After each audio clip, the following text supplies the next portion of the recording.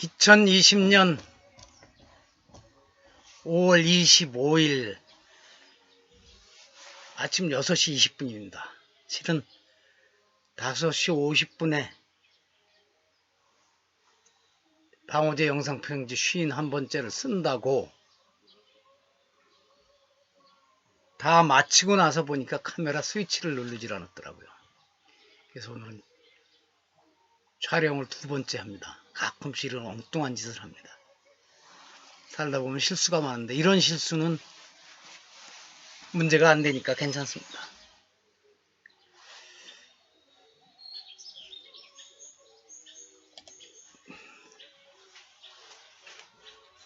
어제는 오전 내내 비가 내렸죠. 그래 중간중간 소나기로 몇 번 쏟아지긴 했어도 그렇게 많이 내리진 않았는데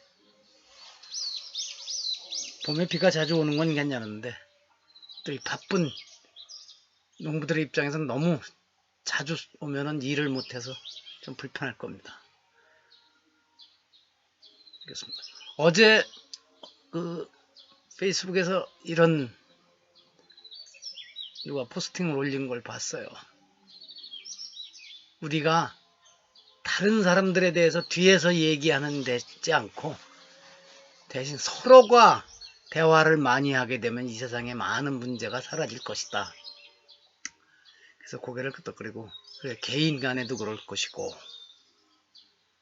조직 간에도 그럴 것이고 국가 간에도 그럴 것이고 정당 간에도 그럴 것입니다. 현재 벌어지고 있는 숱한 문제들이 거기에 대해서들만 말을 하고 있지 직접 대화를 나누지는 않고 있기 때문에 생기는 문제가 아닐까 하고 저는 그렇게 봅니다. 또 어제는 제가 먹고 사는 문제하고도 관련이 있는 누군가의 녹음 파일을 풀어서 정리해준 작업을 해보냈는데 이 녹음 파일 정리가 참 어렵거든요. 한 3, 40분 발언을 한 것을 정리하려면 그건 2시간이 걸립니다. 어쨌든 해서 보냈습니다. 그리고 이제는 지난해 가을에 사다 심은 국화가 새로 나서 많이 자랐는데 잘나서 삽목을 해보았습니다. 꺾꽂이를 해보았습니다. 국화를 그렇게 꺾꽂이를 해서 되는지는 모르고 있었는데 작년 가을에 어느 분이 이 얘기를 해주더라고요. 봄에 그렇게 하면 좋다고. 어제 생각이 나서 유튜브를 찾아보았습니다. 그랬더니 아주 자세하게 국화 꺾꽂이를 언제 어떻게 하고 하는 설명을 잘 해놓아서 그대로 해보았습니다. 거의 1년 내내 꺾꽂이를 할 수 있다고도 하고 이맘때 하면은 아마 잘하면 가을에 지금 꺾꽂이 했는 거에서 자라나오는 거에 대해서도 꽃을 볼 수 있다고 하니까 기대를 해봅니다. 혹 꺾꽂이 자체에서 심은 거 자체를 살리기는 안 된다고 하더라도 일단 국화를 가지를 자주 잘라줘야 옆으로 많이 퍼져서 더 풍성하게 꽃을 볼 수 있다고 하니 그것만으로도 괜찮은 작업입니다. 오늘은 제가 존경하는 제14대 달라이 라마 텐진 가초와 고인이 되었습니다만 아프리카 흑인 정부가 들어서면서 최초의 흑인 대통령이었던 넬슨 만델라의 이야기로 시작을 합니다. 제14대 달라이 라마 텐진 가초는 이런 말을 했어요. 하긴 뭐 그분이 남긴 어록이 많습니다만 제가 자료를 본 것이 영어라 우선 영어부터 읽겠습니다. Peace doesn't fall from the sky. We have to do something about it. 평화는 우리가 애써서 이렇게 내는 것이지 하늘에서 뚝 떨어지는 것이 아닙니다.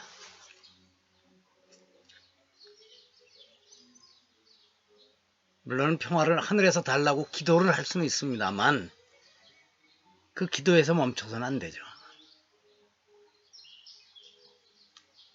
국가 간의 평화도 그렇고 여야 정당 간의 평화도 그렇고 가정에서 형제들끼리의 평화도 그렇고 부부 간의 평화도 그렇고 궁극적으로는 각자의 안에서의 평화, 서로와의 갈등을 없애는 평화도 그렇습니다. 그냥 기도만 하고 하늘에서 뚝 떨어지는 것이 아니죠. 그 평화를 이룩하기 위한 기술도 습득을 하고 방법을 고민하고 그래야죠. 그렇지 않기 때문에 그냥 우리 평화롭게 살아야 돼, 우애 있게 살아야 돼, 이런 당위만 내세우다간 오히려 더 갈등을 악화시키는 경우가 많습니다. 개인 간에도 부모가 형제들끼리 좀 문제가 벌어지는 걸 이놈들아 너희들이 어떻게 이럴 수가 있냐, 형제 간에 우애가 있어야지, 그리고 그냥 당위적인 것만 내세우다간 망치는 경우가 많고, 특히 요즘에 와서는 부부간의 문제에 혹 시어머니나 반대편 쪽으로는 또 장모가 거기 끼어들어서 내 딸을 위하고 내 아들을 위한다고 하는 것이 오히려 사태를 악화시켜서 서로 원수가 되게 만드는 일들도 자주 있죠. 이건 평화를 어떻게 해야 평화롭게 살 수 있는지, 사이좋게 살 수 있는지 기술과 방법은 배우지 않고 자기 고집을 세우다가 그런 일들을 당하는 겁니다. 자, 두 번째로 넬슨 만델라가 넬슨 만델라 자서전에 이런 얘기가 있어요. 사람들은 증오를 배울 수 있다. 그리고 사람들이 증오를 배운다면 사랑도 배울 수 있다. 왜냐하면 인간 마음에서 사랑은 그 반대보다 훨씬 더 본성적이기 때문이다. 심지어 가장 견디기 어려운 수감 시절에 나의 동지들과 내가 더 이상 참을 수 없을 때에 나는 간수들 한 명 한 명으로부터 인간성을 복원했다. 인간의 착함은 가려있으나 결코 꺼지지 않는 불꽃이다. 아마 증오를 배운다면 사랑도 배울 수 있다고 하는 이 깨달음이 만델라 개인을 크게 변화시켰을 뿐 아니라 남아프리카 공화국을 살려내기도 한 것이죠. 30여 년의 긴 감옥 생활, 또 감옥에 가 있지 않을 적에도 계속 감시당하고 핍박을 당하고 이랬는데, 그 흑백 분리 정책이 폐기되고 투표를 거쳐서 최초의 흑인 대통령으로 당선되고 난 다음에 만델라가 한 일을 보면 이 깨달음이, 증오를 배울 수 있으면 사랑도 배울 수 있다는 이 깨달음이, 그리고 얼핏 보면 적이었을 수감 시절의 그 간수들한테서 본 인간성, 이런 믿음이 있기 때문에 남아공을 제대로 안정시킬 수 있었습니다. 제가 이 만델라 자서전에서도 그렇지만 재작년인가 그보다 더 한 해 전인가 아프리카 현대사를 다룬 아프리카의 운명이라는 책을 읽으면서 놀랐습니다. 아, 이런 사람이 있구나. 만델라가 대통령이 되자 그 백인들은 실은 불안했습니다. 아프리카의 다른 나라들 로데지아나 몇 군데서 그 백인들이 지배하던 나라들이 이제 백인 정권이 무너지고 흑인이 쿠데타로 다 정권을 잡고 우리나라에서는 대개 백인에 대한 약탈, 살인이 아주 일상화됐었죠. 그러니까 그 낌새를 눈치채고 미리 재산 빼돌려서 다시 유럽으로 도망가는 사람들도 많았었고, 아니면 계속 흑백 갈등의 차원을 넘어서 내전으로 치닫은 곳이 아주 많았죠. 그러니까 남아공의 백인들도 그런 불안감이 있었을 것입니다. 그런데 만델라가 대통령이 되자마자 남아공의 공무원은 거의 다 백인 아니었겠습니까? 그 백인 공무원들을 상대로 그들을 찾아가 연설을 하죠. 그것도 그냥 영어나 흑인들이 주로 쓰는 말이 아니라 남아공의 백인들은 쓰는 독특한 영어가 있답니다. 그걸 아프리칸스라 그러던데, 영국식 영어와 네덜란드어가 섞여서 만들어진 아프리칸스어로다가 그들을 상대로 연설을 하면서 여러분들이 이 나라를 여기까지 지켜왔다. 앞으로 여러분들의 도움이 절실하다. 나를 도와달라. 백인 공무원들이 환호했죠. 그리고 우리 같은 백인 농장주나 공장을 가진 사람들을 비롯해서 백인 자본가들이 안심을 했습니다. 또 한 가지는 과거에 자기를 핍박했던 사람들을 포함해서 흑백 양쪽에 지도자급에 있는 사람들을 부부 동반으로 대통령궁으로 초청해서 같이 식사를 하면서 환담을 나누었다고 하죠.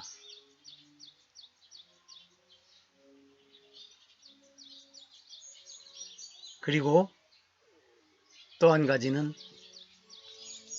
자신을 감옥에 집어넣고 악랄하게 취조하고 구형을 내리고 왜 넬슨 만델라를 사형시키지 않느냐고 속된 말로 악을 썼던 검사를 초청했는데 안 오니까 기차를 타고 몇 시간을 가서 그 검사를 만나 악수를 했습니다. 그러니까 그 악랄했던 검사도 곧바로 환하게 웃고 제스처를 하진 못했지만 마음을 풀었죠.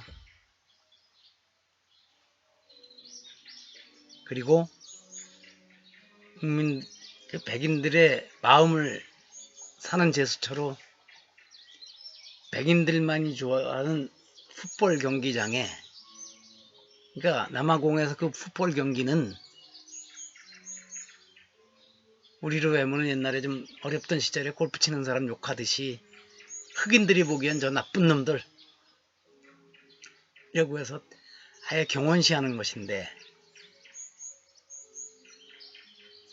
만델라가 대통령 되고 얼마 안 돼서 뉴질랜드와 그 국가 대표 경기가 있는 자리에 만델라가 그 남아공 풋볼 선수 중에 가장 인기 있는 선수의 등번호를 단 유니폼을 입고 그 경기장에 가서 관람을 하다가 중간 휴식 시간에 일어나서 모자를 벗어서 사람들에게 인사를 하니까 그 100% 백인 관중인데 백인 관중들이 활용하면서 넬슨 만델라를 외쳤다는 것입니다. 그러니까 그런 제스처도 필요합니다. 물론 과거에 이루어진 범법 사실들을 조사해서 처벌해야 될 사람은 처벌도 해야 하고, 그렇지만 그 목적이 어쨌든 화해와 치유에 있어야 하는 것이죠. 그래서 저는 그 아프리카의 운명을 읽고 넬슨 만델라 자서전을 읽으면서 현대 세계 정치, 현대사에 등장한 수많은 정치인 중에서 가장 존경하는 사람을 넬슨 만델라로 여기고 있습니다. 그래서 정치 사상사를 하는 후배 보고 왜 우리나라는 만델라 전공을 한 사람은 연구를 해본 사람 없느냐 했더니 없다 그러더라고요.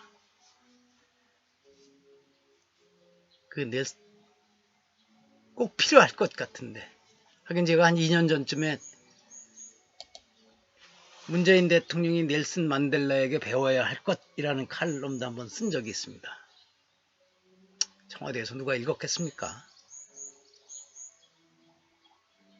지금 말씀드렸던 그런 몇 가지 사례를 들면서 이런 걸 좀 배워라 했는데 배울 리 없죠. 그리고 이왕 여기까지 나왔으면 넬슨 만델라와 더불어 또 현대 세계사의 아주 중요한 인물 중에 한 사람인 베트남의 국부인, 베트남 사람들은 늘 호 아저씨라 그런다 그러죠. 호치민 얘기입니다. 호치민의 일생이 프랑스 제국주의자들에 대한 투쟁이었고 나중에 미국을 상대로 한 전쟁을 이끌었고 본인은 내가 가족을 가지면 그 가족에 집착하게 돼서 국가와 민족을 버릴 가능성이 있다는 이유로 결혼도 하지 않았고 늘 그냥 단촐하게 소박하게 살았던 사람인데 그 사람이 얼핏 보면 원칙을 포기하는 일도 있습니다. 거치로 보면 무엇이냐면 1954년일 겁니다. 파리 회담에서 합의된 사항 중에 북위 17도선 이북에 있는 국민당 군대, 중국 군대는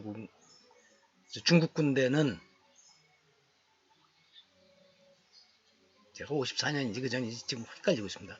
중국 군대는 철수하고 프랑스군 몇만 명은 남는다. 3년 동안 더 주둔하기도 한다 하고 합의를 했죠. 그러니까 아래 사람이 아니 주석께서는 저 중국군은 우리의 적이 아닌데 오히려 프랑스를 빨리 내보내야 하는 거 아닙니까? 하니까 이 사람아 제국주의 시대는 끝나간다. 그러니까 프랑스군은 언젠간 나가게 되어 있다. 근데 중국 군대가 여기 머물러 있다고 하면 우리를 지배하려고 들 것이다. 그게 2000년 역사다가 보여준다. 그랬습니다. 맞죠? 그러다 결국 이제 프랑스는 내쫓은 거고. 그 다음에 호치민은 통일을 못 보고 69년도에 세상을 떴습니다만 75년도에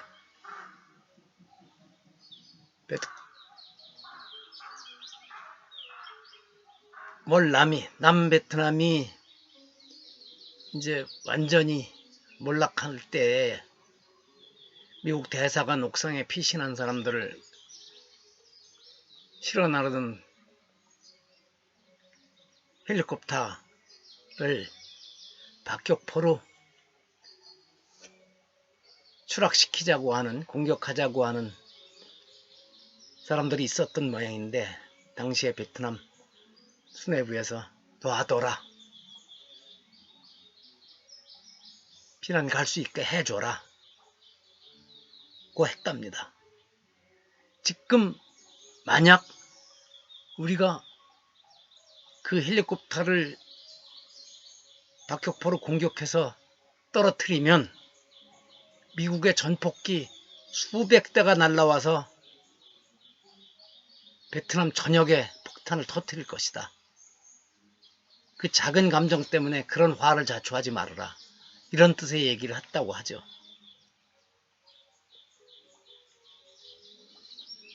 그래서 호치민에 배운 게 그거로구나 하고 저는 어느 책을 읽다가 그런 생각을 했습니다. 오늘은 괜히 이런저런 전문가도 아니면서 국제정세도 얘기하고 역사 얘기도 하고 그랬습니다. 혹 그쪽을 전공한 사람들이 들으면 저 웃긴 놈이네 그럴지도 모르겠습니다. 이렇게 해서 5월 25일 아침 영상 편지를 마칩니다. 이렇게 2번씩 해보기도 참 드문데 그런 실수는 괜찮지 않겠습니까?